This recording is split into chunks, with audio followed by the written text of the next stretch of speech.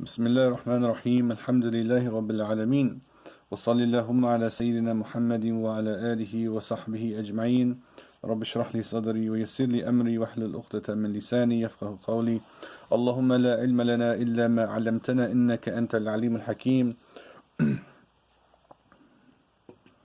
اللهم علمنا ما ينفعنا وانفعنا بما علمتنا وزدنا علما وعملا متقبلا يا أرحم الراحمين Ameen. Assalamu alaikum wa rahmatullah. My dear brothers and sisters, inshallah this video finds you all in good faith and good health. May Allah bless you all and your families. We ask Allah subhanahu wa ta'ala to allow us to see Ramadan as believers, fasting and standing in prayer for His sake, Azza wa Jal. We ask Allah subhanahu wa ta'ala to facilitate our affairs and make our difficulties easy, and that is easy for Allah subhanahu wa ta'ala. So we wanted to continue inshallah in our reading of the summary of Imam Al-Bayhaqi's book, The Branches of Faith, and we are on branch 71, Zuhd wa Qasr al-Amal. We're on the 71st branch, which is renunciation of the world and having short hopes or having limited hopes in our worldly life. So we'll explain what that means inshallah. And he quotes a number of ayat and hadith related to this point, and he says فَهَلْ يَنظُرُونَ إِلَّا السَّاعَةَ أَن تَأْتِيَهُمْ بَغْتَةً فَقَدْ جَاءَ أَشْرَاطُهَا. He mentions the ayah in Surah Muhammad verse 18, that are they waiting for anything except the hour that it should come upon them unaware. Its warning has surely come to them already. Its warnings have come to them already. Then he mentions the hadith in Bukhari and Muslim where the Prophet ﷺ said, بُعِثْتُ أَنَا وَالسَّاعَ كَهَاتَيْنِ وَأَشَارَ بِأُصْبُعَيْهِ السَّبَّابَ وَالْوُسْطَى. Then he indicated like this, that I and the hour have come like this. Meaning that the coming of the Prophet ﷺ was one of the signs of the hour, and it was an indication for humanity that this world will end sooner rather than later. So we should have limited hopes and dreams for this life, and rather hope and dream for success, more importantly for success in the next life. Now the scholars have understood this concept of renunciation of the world and worldly pleasures in a balanced way. Alhamdulillah, Islam is balanced. So Islam is not asking us to become monks and not get married and not have nice clothes or to have food that tastes good, or just live in 24/7, just living in a monastery, waking up and praying. Alhamdulillah, Islam is not asking us to do that. And if that were the case, societies would not exist. Societies need people of all sorts of lifestyles and trades and professions, and people who grow food and cook food and sell food, and people who who are doctors and engineers. And societies need this balance for people to benefit from one another. So Islam, alhamdulillah, is not asking us to become monks.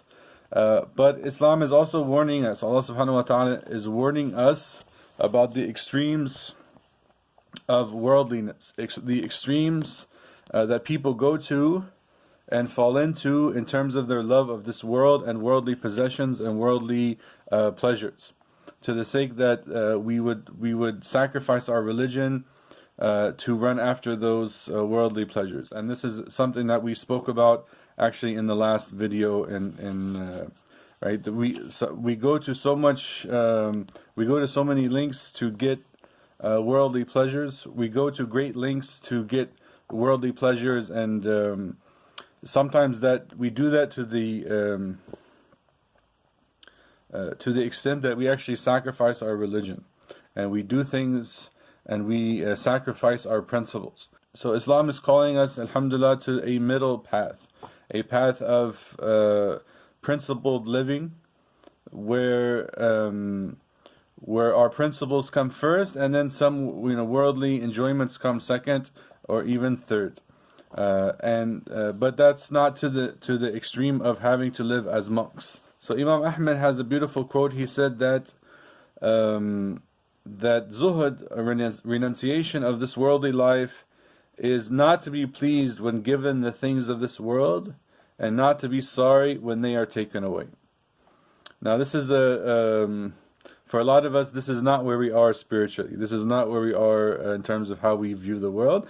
But this is a nice definition for us to have in mind. This idea of when we're given material things in this world, that we don't go to the extreme of loving them so much that we get lost in that love of that material thing. And then if that thing is lost or taken away from us, that we are not so heartbroken that we also are we get lost in the brokenheartedness of some worldly possession. This thing, things will come and go, just as human beings come and go. We are born in this life, and we will leave this life.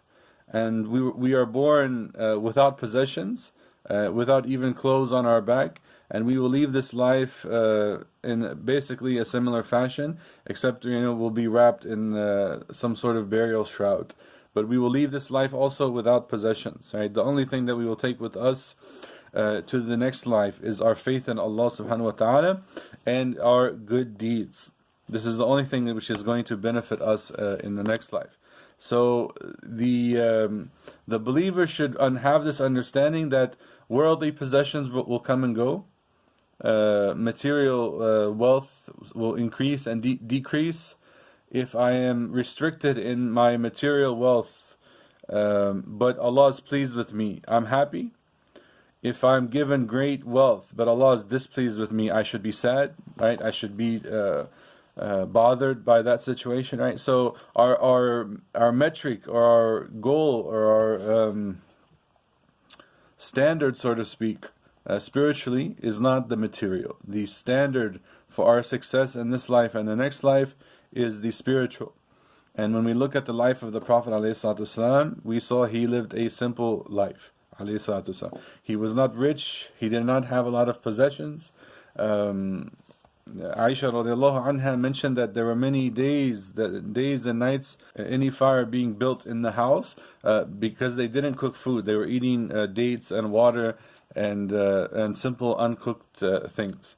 Right? So this was the life of the Prophet ﷺ, and he was the most successful of all human beings in this life and in the next life. Right? So his success is our model to follow.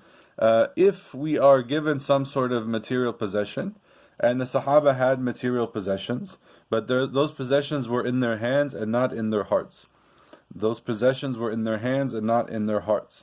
And they used those possessions not as a means to be distracted from Allah Azza wa Jal, but use those possessions to get close to Allah subhanahu wa ta'ala. They use their wealth, they use their fortunes to get close to Allah by giving in charity and spending in the path of Allah, feeding the orphans, so many things, right? They use their wealth to benefit themselves and benefit other people, right? So this is our litmus test. This is part of what it means to have renunciation of the world. And Imam Ahmad also taught that there are 3 levels of this renunciation, this zuhd. He said that there's one level which is the zuhd of the common people, which is to avoid that which is haram. Right? So avoiding that which is haram is a renunciation of the world. Something might seem beautiful, but you are leaving that out of fear of Allah and knowing that He prohibited that thing for you. That's enough for you as a kind of renunciation, that you abandon that which Allah has prohibited. The next level is to avoid that which is permissible but unnecessary. Right? So to focus on that which is really going to benefit you by leaving that which might be halal but which is not necessary. And the idea behind that is that a lot of times there are many things which are halal, but they are in essence ways of distracting us from greater and more important issues. And then he mentions the highest level of zuhd is to avoid everything which distracts one from God. To avoid everything which distracts one from God. And this sounds like monasticism and like living like a monk. But even this, from an Islamic perspective, is not what is. This is not what we're talking about. Because the believer, the person who has a high level of faith and understanding of this religion, will see and remember his Creator in everything that is around him. So when he looks at nature, he will see and remember the signs of Allah. When he looks at his family, he will see and remember his Lord, and he will see and remember the gifts and blessings which his Lord gave him, Azza wa Jal. So it doesn't mean that we have to leave our families and leave our jobs and leave our homes and go live in the mountain. That's not necessarily what this is saying. But it's something that anything other than that which might distract you from the remembrance of Allah, that you would leave that thing and focus only on Allah Azza wa Jal. Right? And of course, that, as he said, that's the highest level of faith. And this was if we look at the example of the Prophet ﷺ, he was always making dhikr of Allah. He always had the remembrance of Allah on his tongue and in his heart. So he was not, he didn't live moments of his existence without remembering Allah subhanahu wa ta'ala, either on his tongue or in his heart. That was his connection with his Lord. But if there were something which might distract him, he would abandon that thing. And we have some examples of the famous hadith that he was gifted a garment, and the garment had a pattern which, when he prayed and that pattern distracted him. So he gave that garment to someone else. He gifted it to someone else. Alhamdulillah. The hadith that we mentioned from Bukhari and Muslim, that the Prophet ﷺ said that I have been sent, I and the hour have been sent like this, and he put his forefinger and the middle finger together, is an indication that the Day of Judgment is coming sooner rather than later. And we should be aware of that and invest in that. We ask Allah subhanahu wa ta'ala to give us wisdom and understanding, and that we ask Allah to allow us to see the world as it is. To see the world as it is in its weakness. We ask Allah subhanahu wa ta'ala to give us wisdom and understanding to see the world as it is, so that we are not diluted and distracted from the real reality which is ahead of us, which is our meeting with Allah subhanahu wa ta'ala. That we will go back to Him, and He will reward us according to what we've done in this life. So we ask Him to give us understanding of this life and the next life, to allow us to see this life for what it is, and to take advantage of the time that we have in this life to do good deeds and acts of worship which will connect us to Allah subhanahu wa ta'ala, without being distracted by the material nature of this world. Allahumma ameen.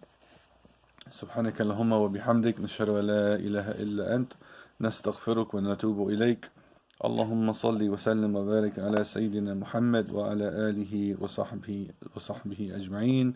Wassalamu alaikum wa rahmatullahi wa barakatuh.